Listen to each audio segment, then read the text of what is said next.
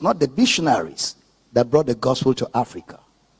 The gospel came to Africa before there were missionaries. If you read the book of Acts very carefully, in the book of Acts, where Philip met the Ethiopian eunuch,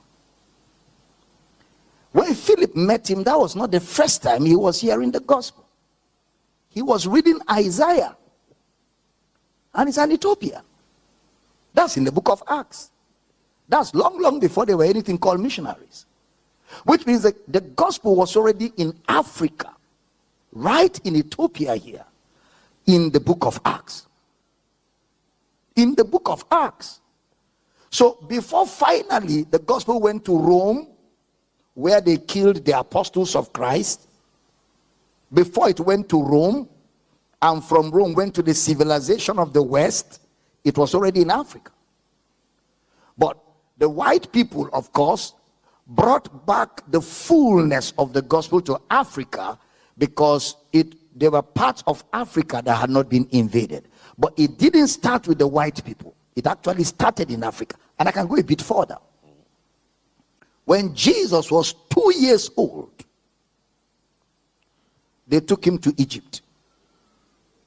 So the gospel was already in Egypt before America, London, England, Canada, Germany, before all those places. Egypt already had the gospel. Egypt in our backyard here. I gave you Ethiopia in Acts. I gave you Egypt. So to say our ancestors didn't have the gospel is an assumption. Because when you look at the guy in Acts chapter 10, whose alms and much giving went up to God. Is it Cornelius? Yeah, Cornelius. He was not a Jew. He was not even a white person, an European. Okay, so the gospel was already around.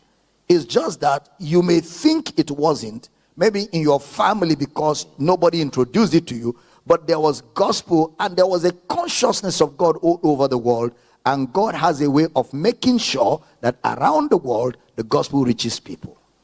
Feel free to share your thoughts on this. Be sure to like the video and subscribe to Church Lumina on YouTube for more. You can also stay connected with us on TikTok, Facebook, Instagram, and Twitter.